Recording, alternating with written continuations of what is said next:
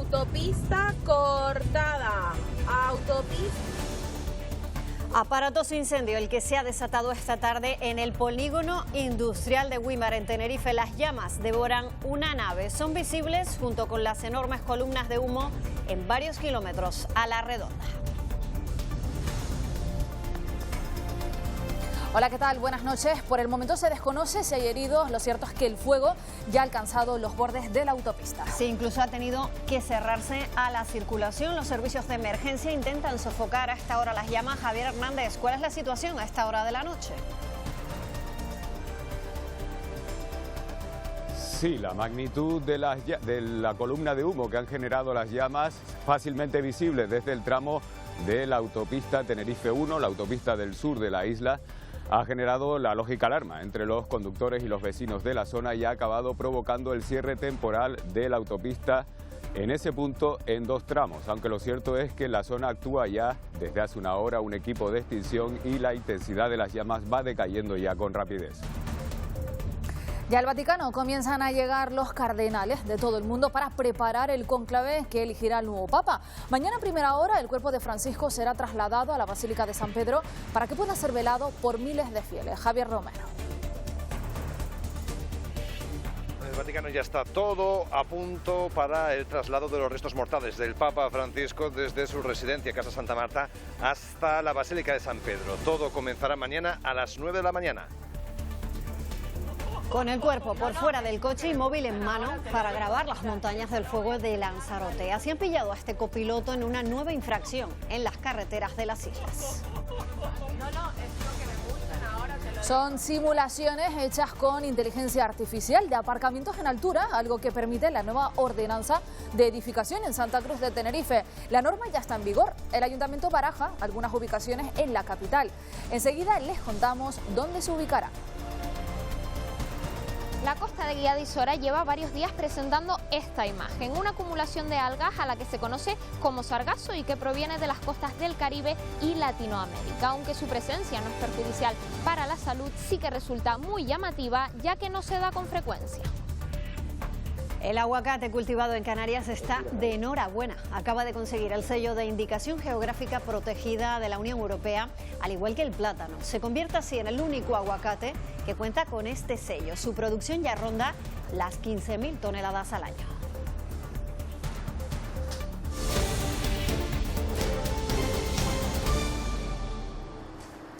Estas que ven son imágenes grabadas por algunos de los conductores que circulaban hace menos de una hora cerca del polígono industrial de Güímar, en Tenerife.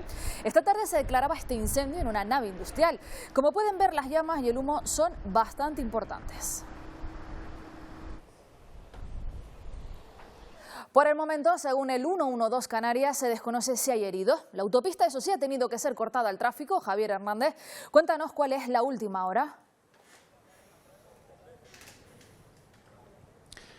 Bueno, lo que sabemos hasta ahora es que el fuego se originó en torno a las 7 de esta tarde en este polígono industrial situado dentro del término municipal de Güímar. Allí actúa ahora un equipo de extinción compuesto por bomberos del Consorcio del Tenerife, policía local, policía autonómica y una ambulancia de servicio de urgencias canario con carácter preventivo. La magnitud de las llamas hace pensar que se trata de un material altamente inflamable, aunque aún no disponemos de un balance de daños sobre lo ocurrido. Lo cierto es que la enorme columna de humo que han generado las llamas, fácilmente visible desde el tramo de la autopista Tenerife 1, la autopista del sur de la isla, fácilmente visible por los conductores y por los vecinos de la zona, ha acabado generando el cierre temporal de la autopista en ambos sentidos en ese punto, aunque se espera que la visibilidad se recupere rápido y se reabra en brevedad. Bueno, pues estaremos muy pendientes de todo lo que ocurra en torno a ese incendio que se ha declarado en el polígono industrial de Güímar, en Tenerife. Les vamos a mantener informados a lo largo del informativo. Mientras estamos pendientes también del Vaticano. Vemos en estos momentos imagen en directo, la vamos a ver de la Plaza de San Pedro, donde ya está todo listo, ahora sí, para recibir a partir de mañana miles de fieles llegados de todo el mundo para dar el último adiós al Papa Francisco. Están viendo esa imagen en directo desde la Plaza de San Pedro del Vaticano.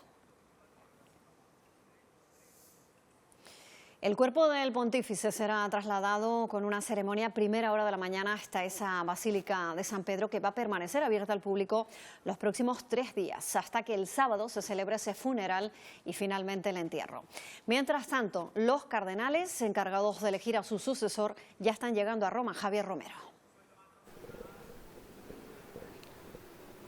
Jornada de trabajo en el Vaticano, todo está a punto para el traslado de los restos mortales del Papa Francisco mañana a las 9 de la mañana desde su residencia, Casa Santa Marta, hasta la Basílica de San Pedro. El Vaticano además ha señalado que los fieles podrán rendir homenaje al pontífice argentino a partir de las 11 de la mañana. A partir de las 11 la Basílica abre las puertas al público y quien lo desee puede ir a rezar allí hasta las 12 de la noche. El jueves el horario es desde las 7 de la mañana hasta las 12 de la noche y el viernes desde las 7 de la mañana hasta las 7 de la tarde. Se cerrarán antes las puertas por el hecho de que tienen que preparar todo para el funeral del pontífice argentino, que será el sábado.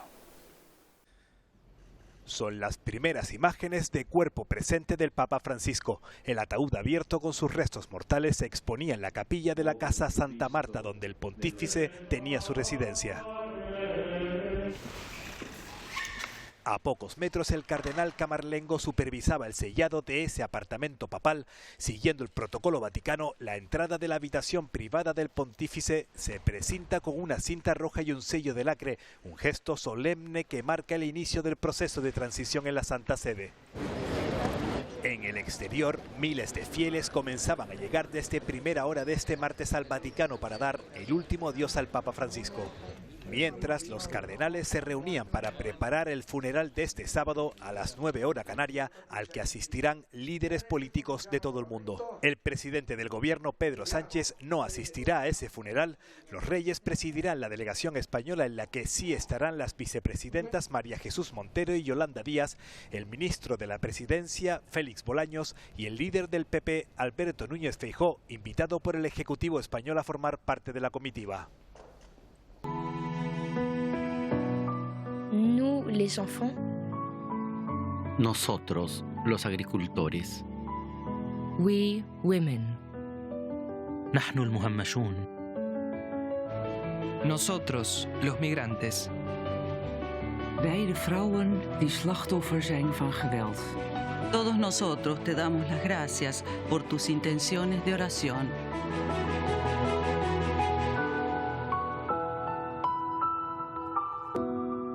Este es el vídeo que ha hecho público hoy el Vaticano y en el que diferentes colectivos, por lo que se ha interesado durante el papado Francisco, le devuelven los rezos que ha hecho por ellos.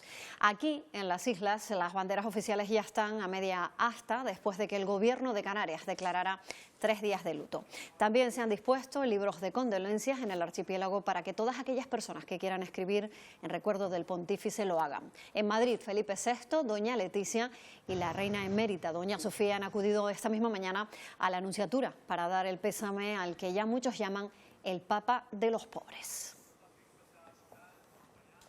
Un líder que abogó por la lucha contra la pobreza, por una mirada humanista del fenómeno de la migración, por la mitigación y la adaptación al cambio climático o contra la intolerancia cuando más falta hacía. Personaje clave para entender la Iglesia en su amplio sentido. Ha sido el Papa de los olvidados, de los humildes, de los que menos tienen, y también ha mantenido pues, el pensamiento de la Iglesia. Más de 10.000 millones de euros más es la cantidad que España va a destinar a defensa, que contará ya con 33.000 millones en 2025. Lo ha anunciado así el presidente del gobierno, Pedro Sánchez, y España va a cumplir con el 2% del Producto Interior Bruto en gasto militar comprometido con la OTAN. España va a destinar el 2% del Producto Interior Bruto a seguridad y defensa este mismo año, tal y como reclamaban la OTAN y la Unión Europea. 10.471 millones de euros adicionales a los ya destinados a estas políticas de seguridad y de defensa. La mejora del equipamiento y las condiciones laborales de las Fuerzas Armadas y la ciberseguridad suponen cerca del 70% del plan. La fabricación y compra de armamento, junto al apoyo en la gestión de emergencias, son las otras dos partidas de mayor peso hasta alcanzar 10.471 millones. para una modificación presupuestaria que no requiere trámite parlamentario ni afecta a políticas sociales, según el presidente. Se va a hacer sin subir impuestos, sin tocar un céntimo de euro la inversión en el estado del bienestar. Por supuesto, compareceré ante las Cortes Generales, como ya lo he hecho previamente, pero no requiere de la aprobación de las Cortes Generales. ¿Por qué? Porque no implica un mayor esfuerzo presupuestario. Algo que el Partido Popular considera inaceptable. Es inaceptable que se comprometa de esta forma el nombre de España, cuando ni tan siquiera puede comprometer el nombre del Gobierno, porque no cuenta ni con el respaldo de todo el Gobierno. Lo dice porque Sumar ha presentado objeciones formales al plan en el Consejo de Ministros. Podemos también lo rechaza. Cualquier gobierno de la guerra esté encabezado por quien esté encabezado, va a tener a Podemos enfrente. El plan será remitido ahora a Bruselas para su evaluación por la OTAN y la Unión Europea. El Ministerio de Igualdad repartirá 180 millones de euros a las comunidades autónomas para la lucha contra la violencia machista. 160 millones serán para el Pacto de Estado contra la violencia de género y los 20 millones restantes se invertirán en planes y programas autonómicos. De ambos, Canarias recibirá casi 10 millones de euros y se convertirán en la primera comunidad en desarrollar su puesta en marcha de 5 centros de crisis para las víctimas de violencia sexual. El Gobierno pretende así mantener y mejorar la red de recursos destinados a las víctimas de violencias machistas. Con una buena noticia, y es esa incorporación de 20 millones de euros más para la lucha contra la violencia de género, como digo, y las luchas contra las violencias machistas y hacia las mujeres. Nueva incorporación de ese artículo 41, de esas ayudas hacia las víctimas de violencia sexual. Nosotros en Canarias ya estamos a puntito de abrir los 5 centros de crisis. Somos la única comunidad autónoma en que vamos a tener. Y después de la huelga en la hostelería de Jueves y Viernes Santo, sindicalistas de base de Canarias se han reunido hoy mismo para evaluar el seguimiento que tuvo en la provincia de Santa Cruz de Tenerife. Han acordado solicitar que se convoque a la mesa sindical de hostelería para requerir al presidente de Canarias, Fernando Clavijo, y que actúe como mediador. Con esto lo que buscan es reunir patronal y sindicatos para llegar a un acercamiento entre las partes y que finalmente termine el conflicto. La huelga ha sido de guante blanco, ha tenido mucha capacidad en la calle, muchos aspectos reivindicativos, y yo entiendo que el mensaje lo debe recibir la patronal y el propio Gobierno de Canarias, y el presidente tiene que seguir abanderando esa mediación, que ya debe ser más que mediación, obligación de las partes de llegar a un acuerdo, porque el conflicto no puede continuar. La economía del mundo se verá resentida por los aranceles de Trump. Empezamos así con nuestro repaso a la crónica internacional. Los aranceles impuestos por Donald Trump echan el freno a la economía mundial. El Fondo Monetario Internacional rebaja en medio punto la previsión de crecimiento global hasta el 2,8%. España asoma la cabeza como la única de las economías avanzadas que crecerá en 2025 un 0,2% más que en el último informe. Varios bombardeos del ejército israelí matan al menos 46 personas en Gaza en las últimas 36 horas. Los militares aseguran que han eliminado a un importante terrorista libanés en uno de los ataques, mientras desde la franja denuncian que esos bombardeos impiden la vacunación contra la polio de los niños. Vladimir Putin abre la puerta a retomar las conversaciones directas entre Rusia y Ucrania para tratar de alcanzar un alto el fuego. Las delegaciones de ambos países no se sientan en la misma mesa desde marzo de 2022.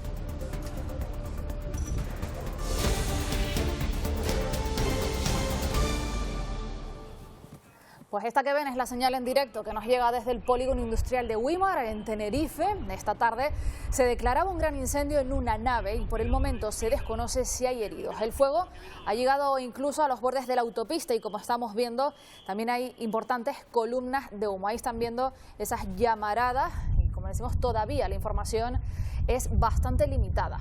Sí, de hecho actúan en el incendio ahora mismo los bomberos, la policía local, hay una ambulancia del Servicio de Urgencias Canaria con carácter preventivo porque, como decimos, no hay heridos o no se han certificado y han recibido numerosas llamadas desde el 112 que desde esta tarde, hace aproximadamente una hora, alertaban ya de esas columnas de humo y del fuego en esa zona que han obligado a cortar el tráfico y la circulación de la autopista TF1. Paciencia a los conductores que se encuentran en este momento circulando en esa zona de la isla de Tenerife, tanto en el sentido Santa Cruz como sentido sur, porque se ha producido un corte de la autopista. De hecho, la ven completamente vacía en estos momentos a esta hora de la noche debido a ese incendio que desde luego es muy aparatoso y que pues pone en peligro a los conductores, sobre todo por el humo.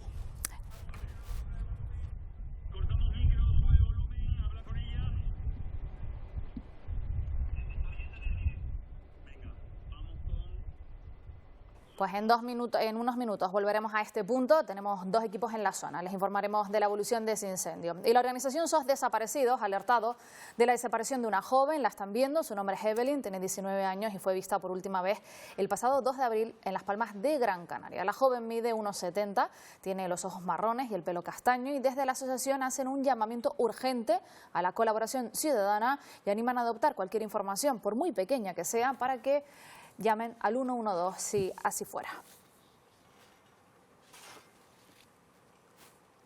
Y 3 jóvenes han sido detenidos de 19 años en Gran Canaria, acusados de un robo con violencia ocurrido en el Parque de San Telmo.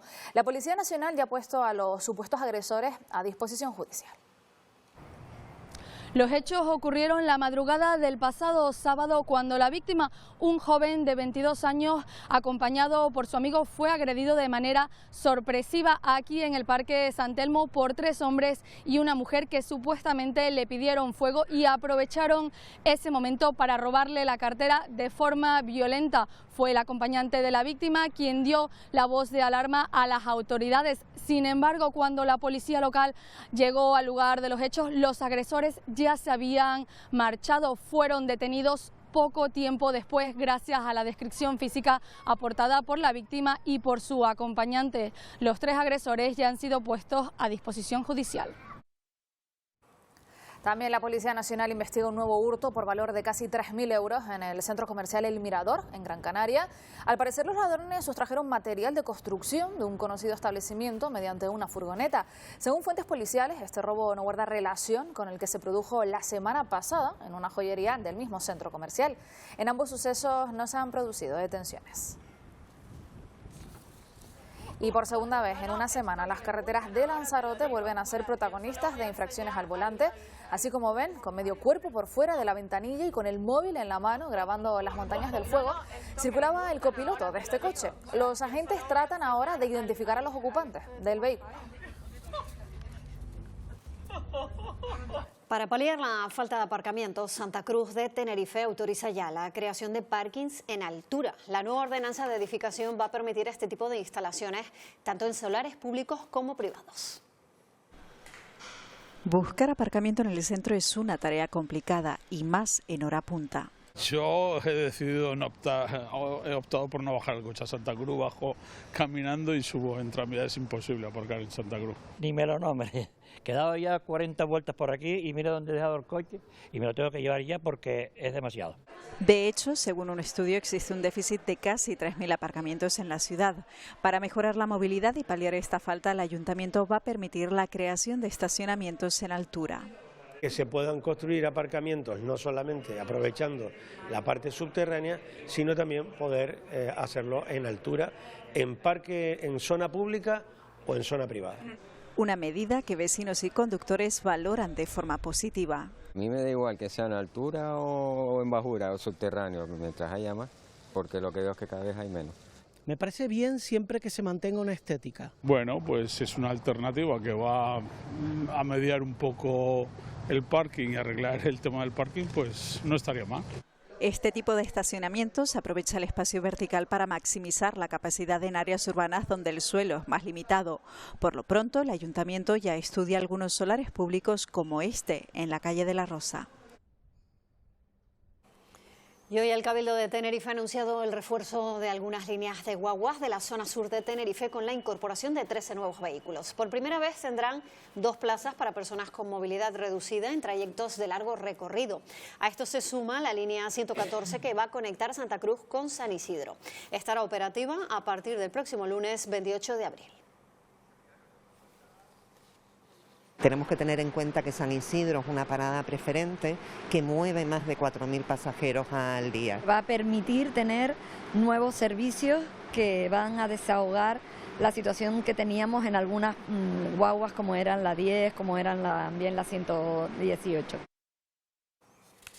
El Ayuntamiento de Las Palmas de Gran Canaria ha presentado hoy mismo 3 alternativas que convertirán la calle Doctor José Guerra Navarro en la isleta en una de 2 sentidos. Entre las posibles opciones se contempla la posibilidad de incluir un ceda el paso e incluso un semáforo, unas propuestas que los vecinos del barrio, cansados dicen de tráfico y de largas colas, no acogen con muy buen agrado.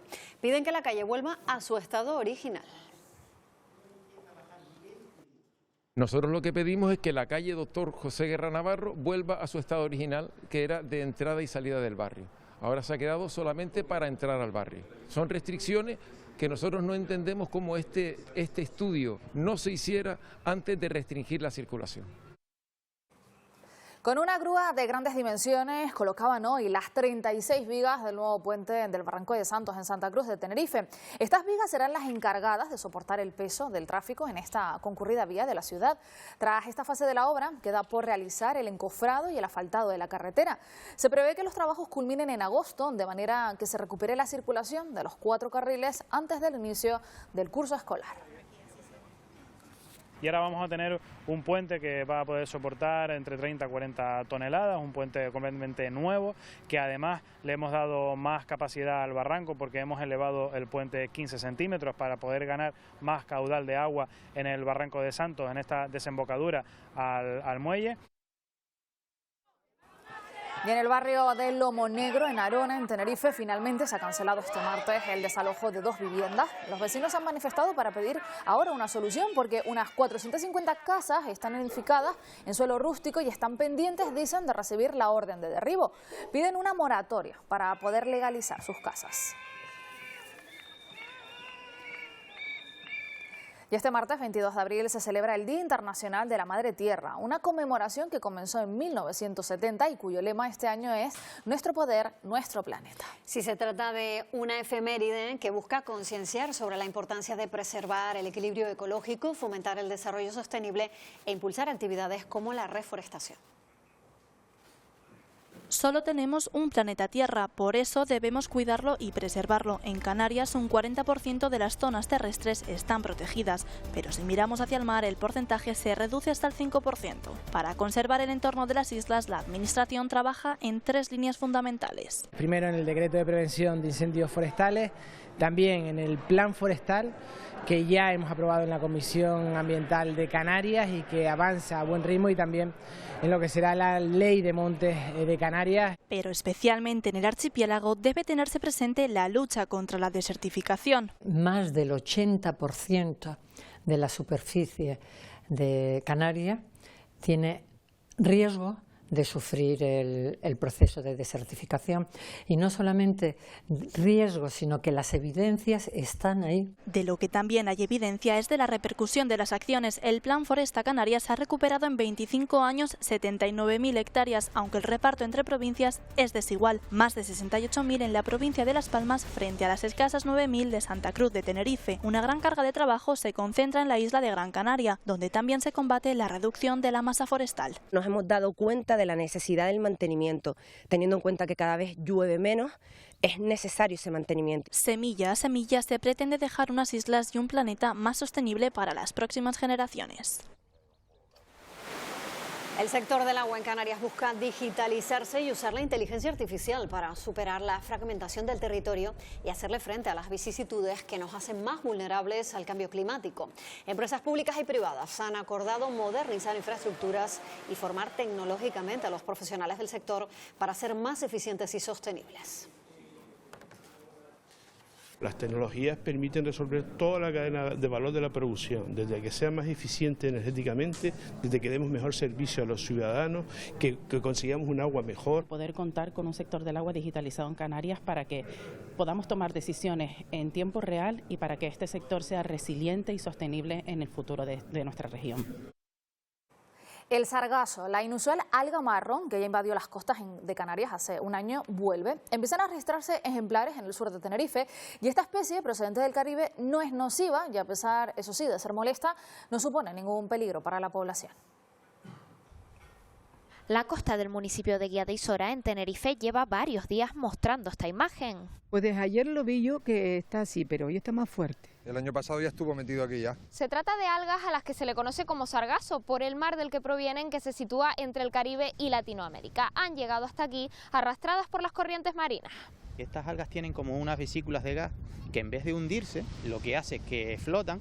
Y aunque el ayuntamiento ha recomendado evitar el baño... No me gusta, no. ¿No lo ves seguro? No. Son muchos los que han acudido a la playa con normalidad, ya que estas algas no suponen peligro. Sí, me he bañado y está el agua buenísima. Te puedes bañar perfectamente, no pasa nada. Ha ocurrido en los últimos 2 años, posiblemente siga, esperemos que no, pero bueno, que tampoco es algo que sea peligroso. Y más de uno incluso les ha sacado rentabilidad. Se puede coger un montón de cangrejillas que tiene encima para la gente que quiera aprovechar para pescar. Para pescar a las vías. El consistorio ya está llevando a cabo los trabajos para retirar estas especies que pueden haber llegado a Canarias a causa del cambio climático. A principios de 2026, Fuerteventura contará con 2 nuevas plantas generadoras de energía. Las infraestructuras tienen como objetivo minimizar el gran riesgo de sufrir un cero energético. Fuerteventura tiene un déficit energético de 50 megavatios, que se traduce en un riesgo muy alto de sufrir apagones. Para hacer frente a esta situación, la isla contará con 2 nuevas plantas de generación eléctrica. Serán instaladas aquí, en las inmediaciones de la subestación eléctrica de Puerto del Rosario, y permitirán añadir 33 megavatios de potencia al sistema energético de la isla, lo que equivale a casi el 70% de dicho déficit. En ellas se utilizarán combustibles más limpios, el gasoil y el propano. Son grupos temporales para, en todo caso, suplir y que sirvan de manera complementaria y extraordinaria para cualquier tipo de situación compleja. Proyectos apoyados por el Cabildo Majorero, pero con una condición. Siempre y cuando no suponga una ampliación o una modernización o darle más vida útil a la central térmica. El gobierno canario prevé que las nuevas plantas de generación complementarias estén en funcionamiento a principios de 2026.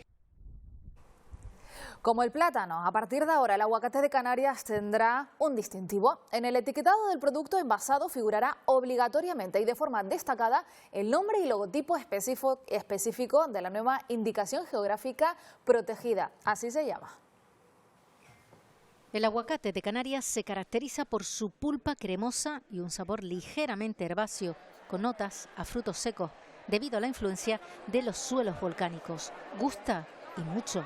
Realmente es tan delicioso y nutritivo, con todas las vitaminas que trae. Lo que más me gusta sobre todo es el sabor, aunque se tarda un poco en prepararse, pero sobre todo en batidos o para la fuente de proteínas que a mí me encanta. Tomarlo por la mañana, sí, en una tostada, me encanta. Con unas tostaditas, suelo con unos huevitos revueltos y así eso suele ser mi desayuno.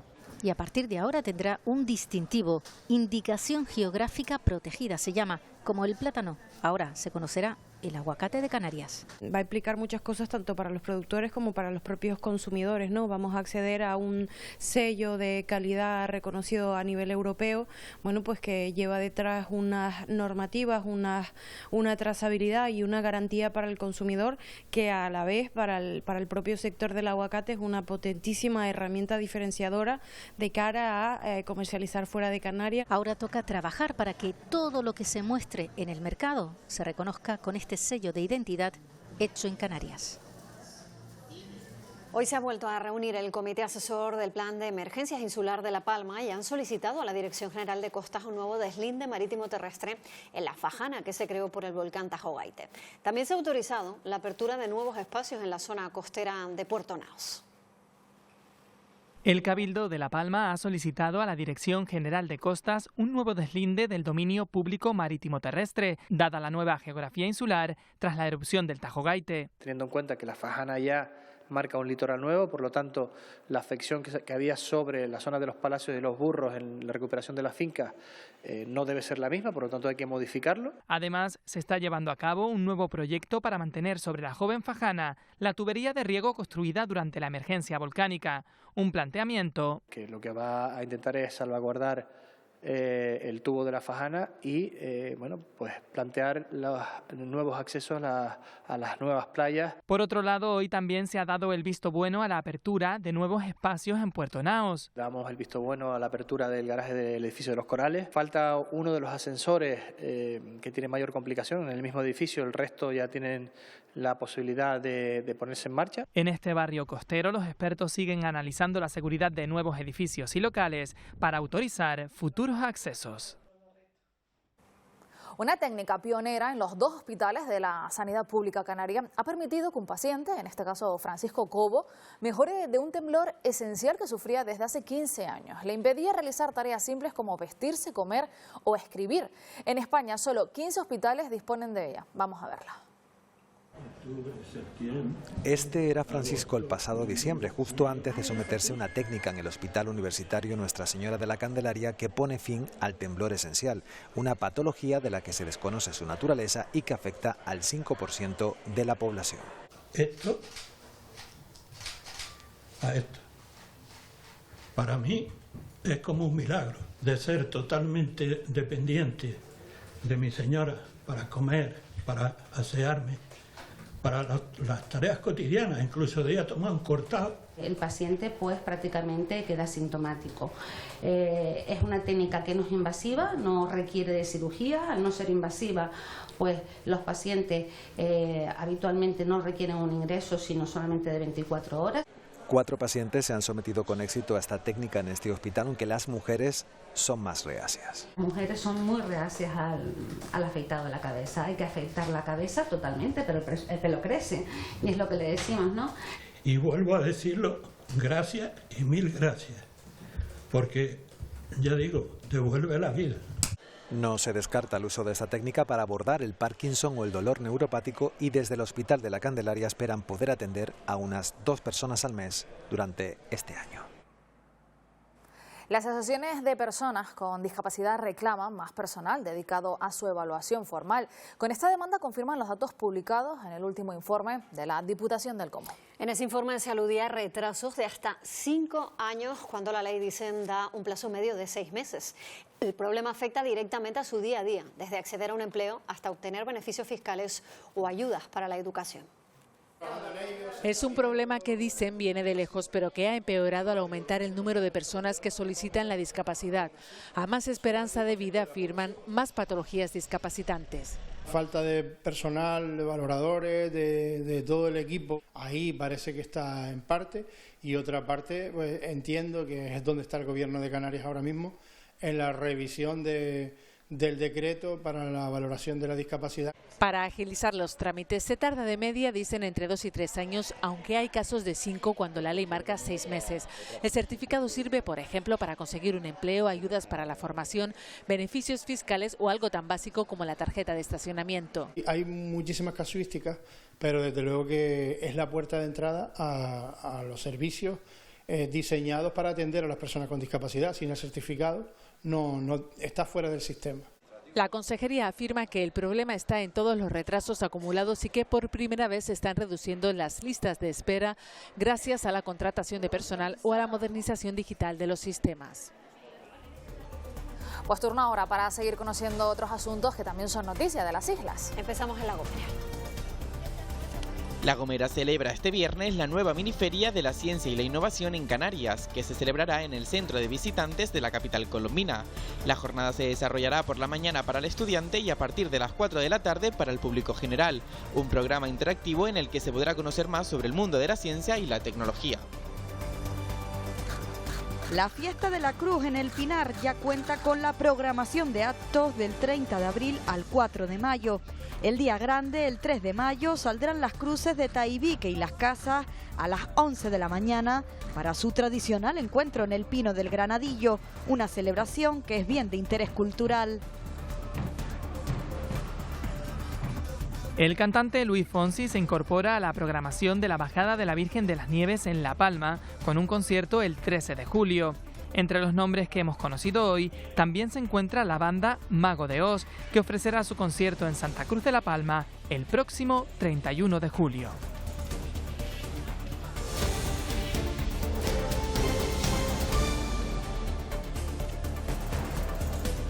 Un año más, el Gobierno de Canarias va a entregar 14 medallas de oro. Lo hará en la ceremonia oficial del Día de Canarias, el mayor acto de distinción de civiles de las islas.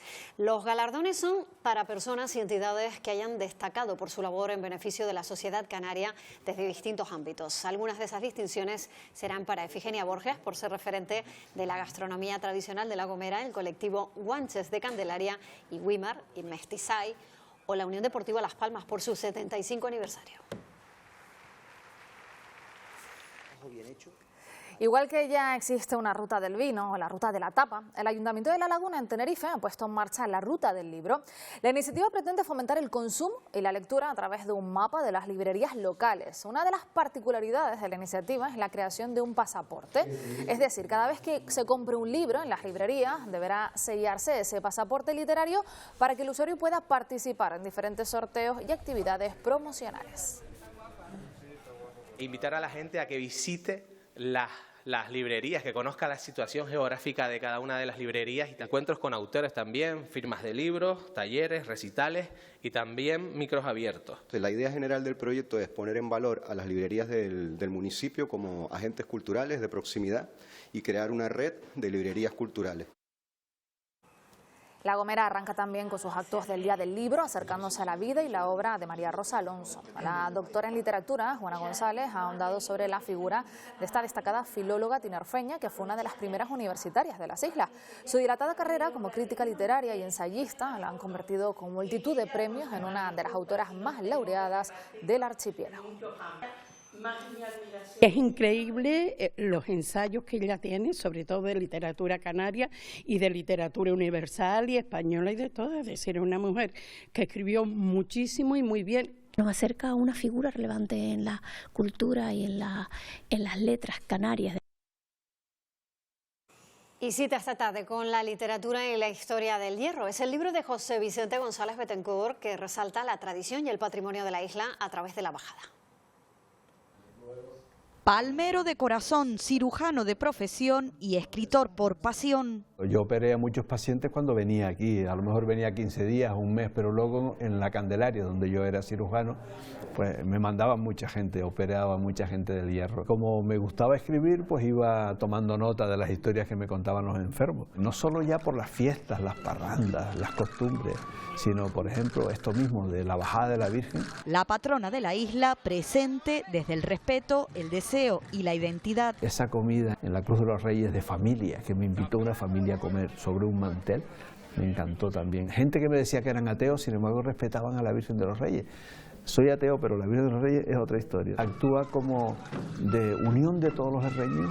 Una recopilación de testimonios y experiencias, siendo año de bajada, una petición especial. Que disfruten mucho de esta fiesta, que la vivan con intensidad.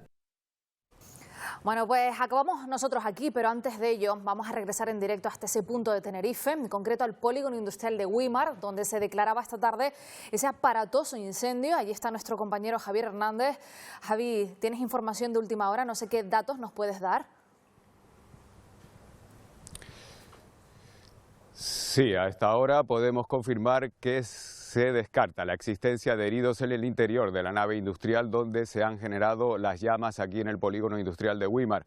Una nave utilizada para guardar palés de madera en su interior, y la preocupación del operativo de extinción compuesto por bomberos del Consorcio de Tenerife, Policía Local de aquí de Wimar y Policía Autonómica consiste ahora en evitar que ese fuego pueda extenderse a alguna de las naves colindantes. Recordamos que se trata de un polígono industrial y que en algunas de ellas se guarda en su interior sustancias químicas altamente inflamables como el propano.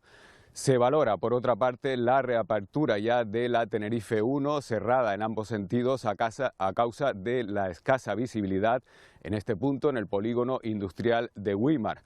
Aunque se trata de un cierre preventivo y temporal, lo cierto es que al realizarse en hora punta y en una de las vías más transitadas de la isla, ha generado esta tarde unas retenciones muy importantes en ambos sentidos. Gracias, Javier. Pues ya nos lo contaba nuestro compañero. Nuestros equipos, hay 2 desplegados en estos momentos en ese punto de la isla de Tenerife, van a seguir muy pendientes y nos acaba de llegar a nosotros una última hora que quizás nuestro compañero Javier todavía no la tenía, y es que hay un herido, eso sí, de carácter leve. Como ven, la intensidad de las llamas se reducen un poco, eso sí, continúan las columnas de humo y, como decía Javier, pues se valora esa reapertura de la autopista próximamente.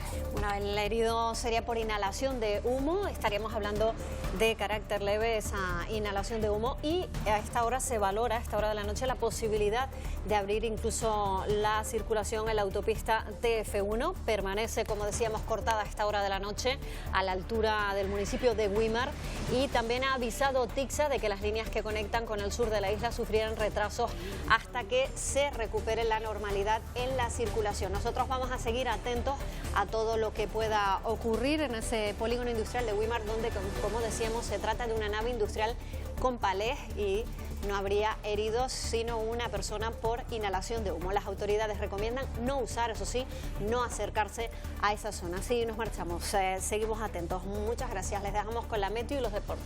Pueden seguir informados en nuestra página web, también en las redes sociales y a través de la Radio Canaria. Que tengan ustedes una buena noche. Hasta mañana.